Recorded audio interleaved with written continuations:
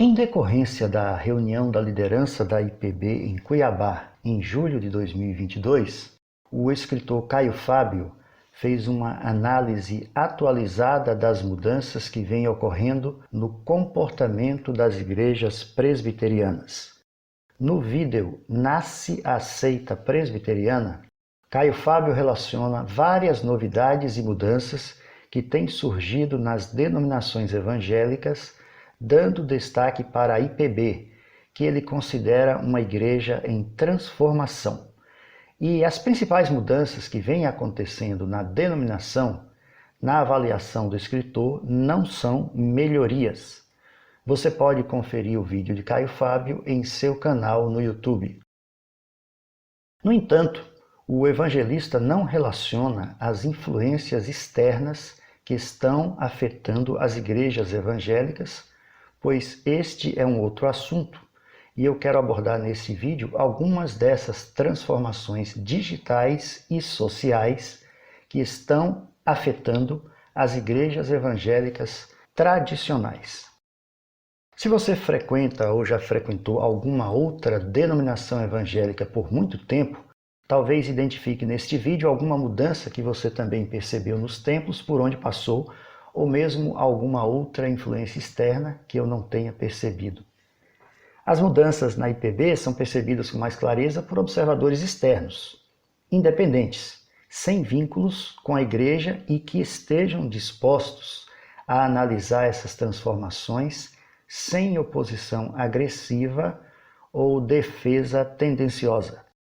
Mudanças acontecem nas religiões desde que elas passaram a existir na antiguidade e são inevitáveis, mesmo que os conservadores mais esforçados tentem impedi-las.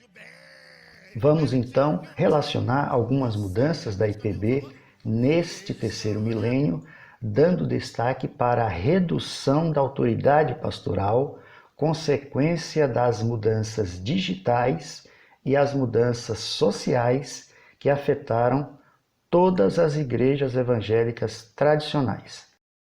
Entre as mudanças digitais, destacam-se 3 eventos marcantes em intervalos de aproximadamente 10 anos. No ano 2000, a internet grátis. Em 2010, os smartphones e os tablets.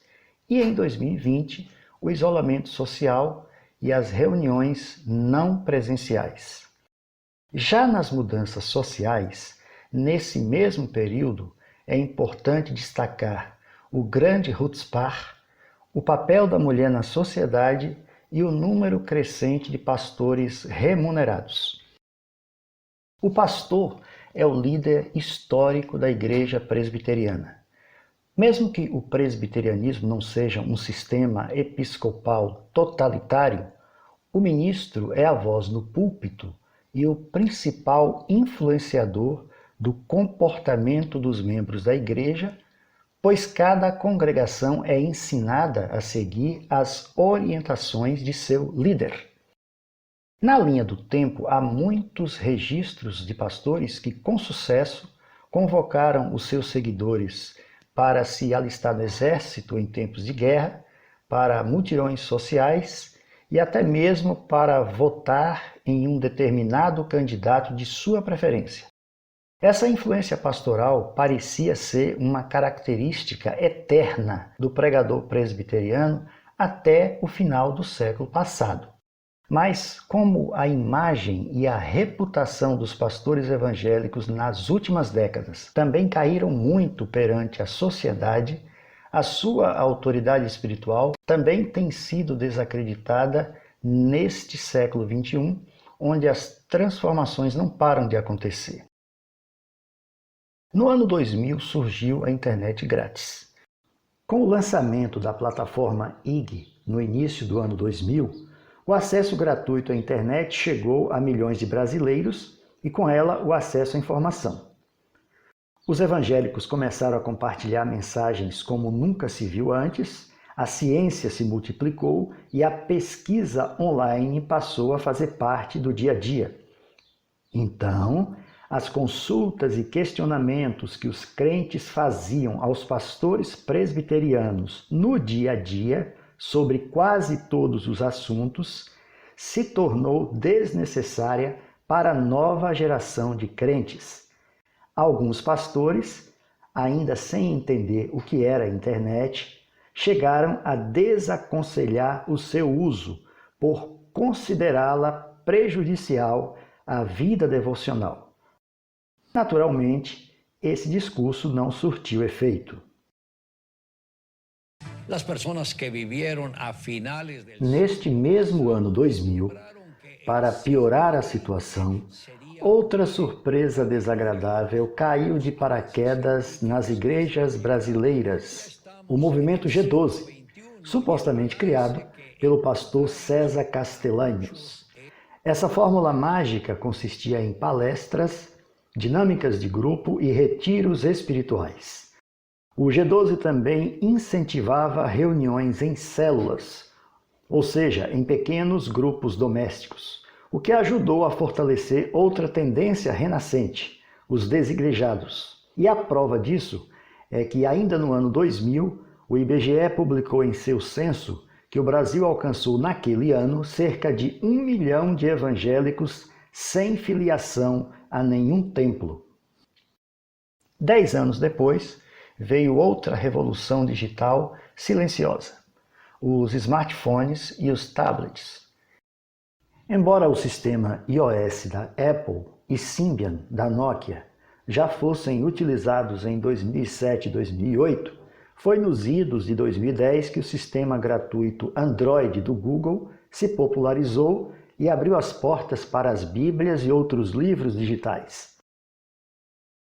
De repente, as pessoas acompanhavam a leitura bíblica pelo celular em plena reunião, o que pareceu estranho. Houve, na época, quem quisesse proibir a leitura da Bíblia pelo celular durante o culto. O desconforto era o seguinte: com os smartphones e os tablets frequentando os cultos, seria impossível manter a proibição de uso de celulares no culto, que era uma recomendação padrão há anos.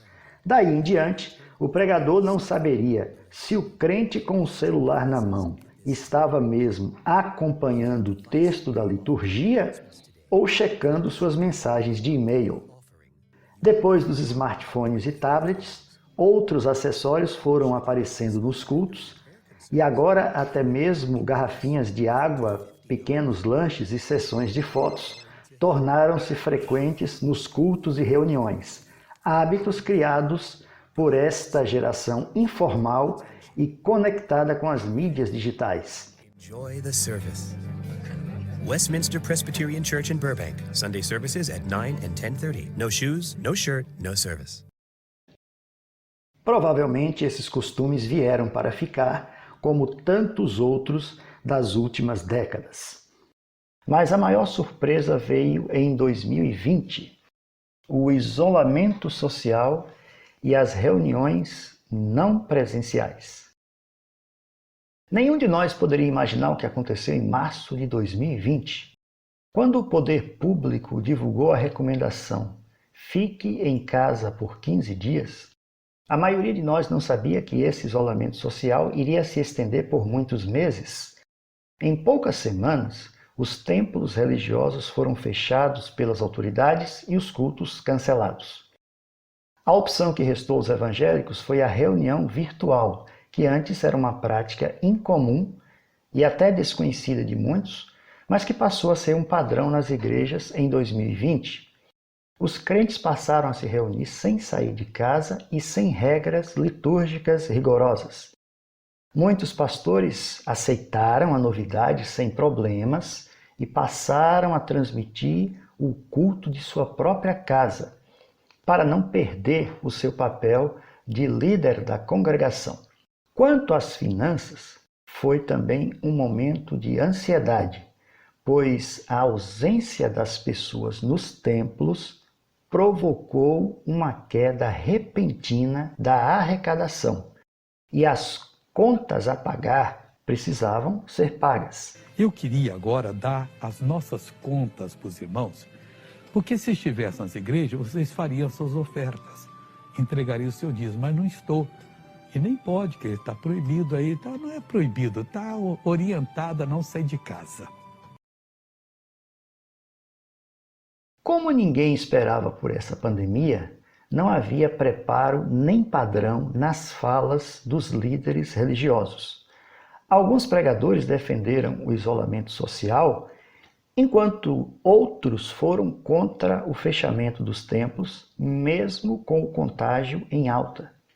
O argumento desses pastores é que o Criador hoje em dia não aceita adoração ou louvor vindo de reuniões domésticas, como na igreja primitiva. Caio Fábio também ironizou essa postura exagerada dos pastores.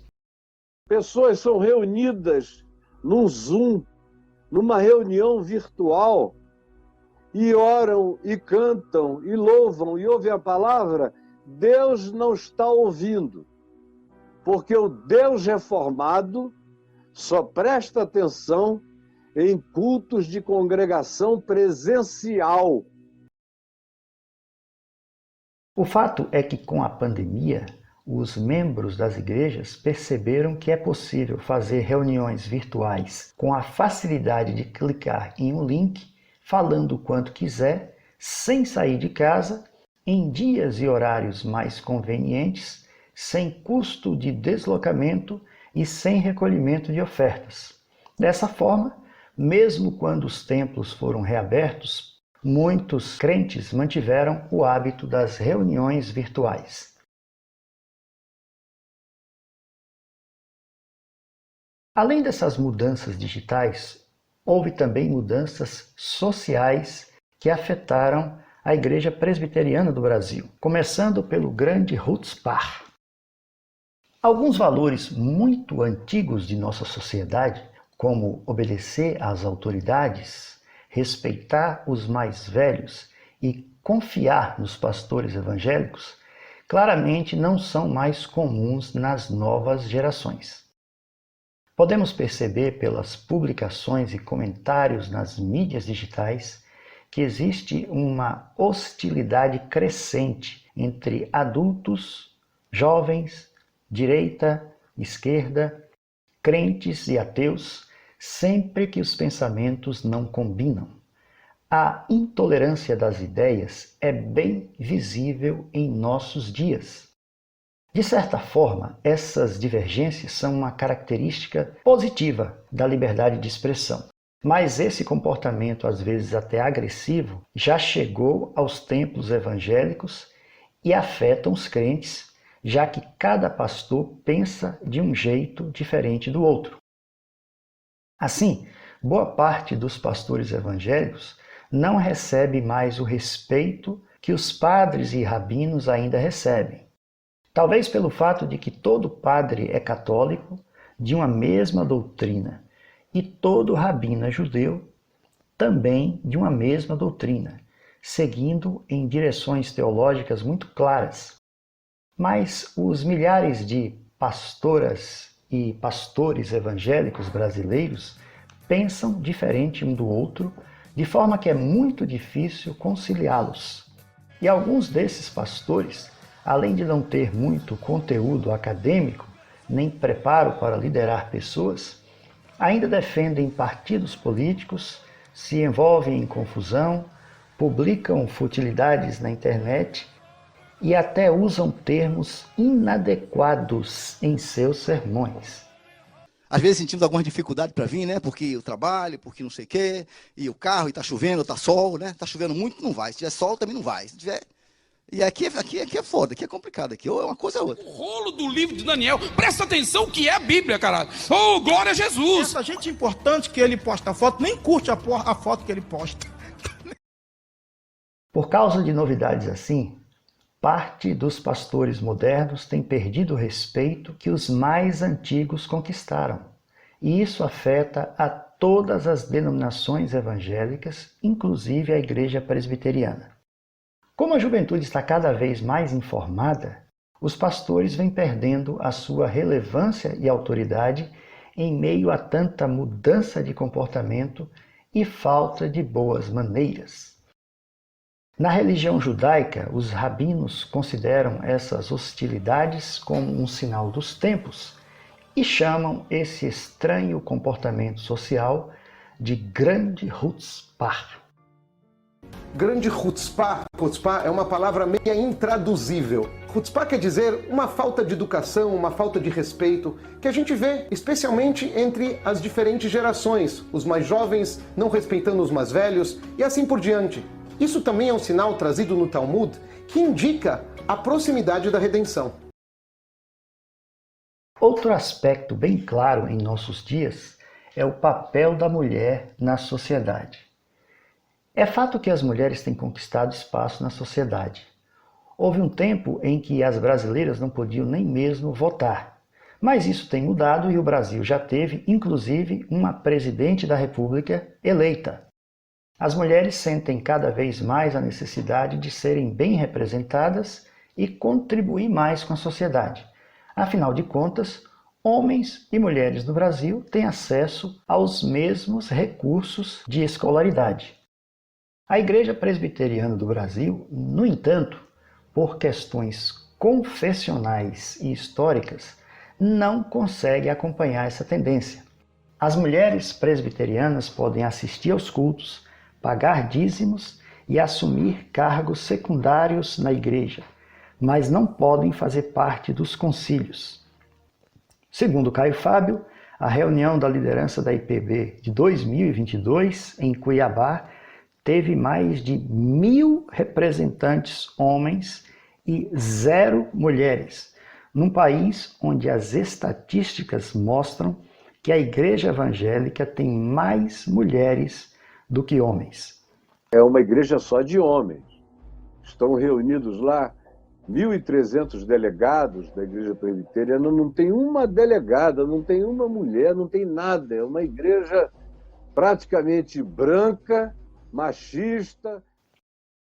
E por falar em estatística, um outro indicador também afeta a dinâmica das igrejas: o número crescente de pastores remunerados.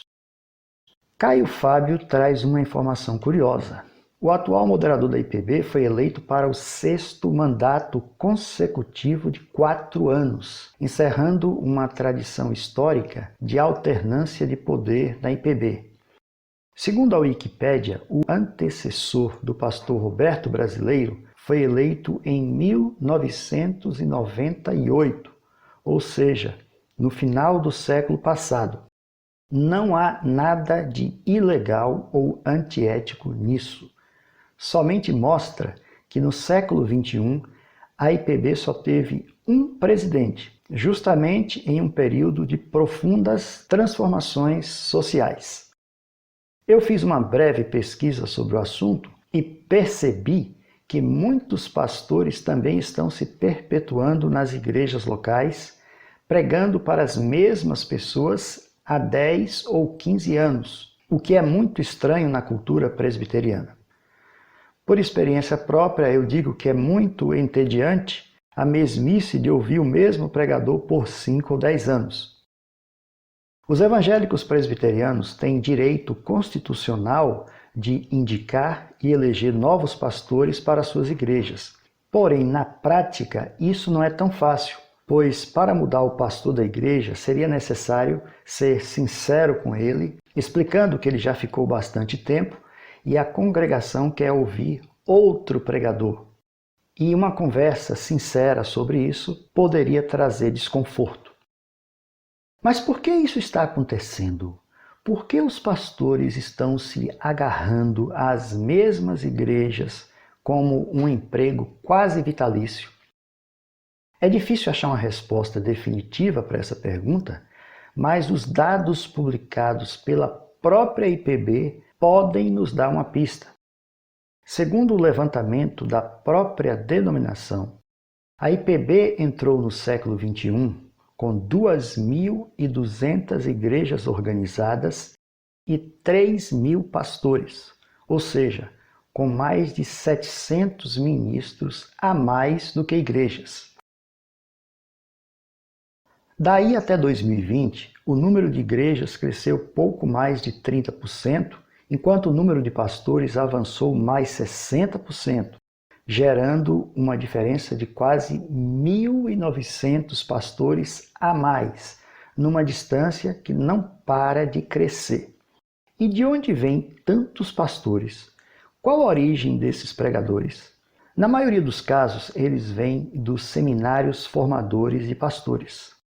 A Wikipédia e sites da própria igreja informam que a IPB fundou 2 seminários formadores de pastores no século XIX e mais 6 no século XX, mantendo-os até hoje e formando novos pastores a cada ano. E, segundo informações recentes, existe um esforço para a criação de outras extensões e novos seminários no território nacional, mantendo os antigos. Como eu sou um observador leigo e não conheço a estratégia da IPB, o gráfico me parece mostrar um crescimento desproporcional e de tendência colapsante. Muito pastor para pouca igreja. Eu não sei como funciona esse modelo de crescimento da IPB, embora pareça haver aqui um traço da cultura protestante brasileira. Na Europa e nos Estados Unidos, a gestão da religião cristã é mais parecida com a das empresas. Quando a igreja cresceu, foram construídos templos e seminários. Agora, com a igreja decrescendo, templos ociosos são vendidos ou alugados para outros fins, evitando encrencas financeiras. O apóstolo Valdemiro Santiago, que é o fundador da Igreja Mundial do Poder de Deus, sofreu 15 condenações na Justiça de São Paulo em menos de 30 dias. Os débitos passam de 2,5 milhões de reais. Os imóveis foram alugados para serem utilizados como templos, casas de pastores e estacionamento para os cultos. Então, talvez o número crescente de pastores remunerados e a escassez de campos de trabalho provoque insegurança para um pregador trocar de igreja, pois ele corre o risco de não se adaptar ao novo desafio, ser reprovado pela comunidade e ficar sem campo de trabalho. Por isso, talvez seja mais seguro e conveniente continuar na mesma igreja o quanto puder.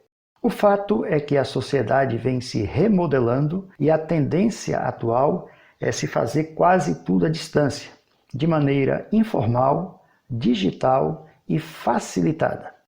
Por isso, é difícil imaginar o que vai acontecer com tantos templos evangélicos espalhados em nossas ruas nos próximos 10 anos. Quem viver, verá. Eu estou também publicando hoje um vídeo que complementa este daqui, falando das mudanças nas igrejas evangélicas desde os anos 60, para quem quiser relembrar. Obrigado por assistir a este vídeo e espero poder publicar outros em breve, se o Criador permitir.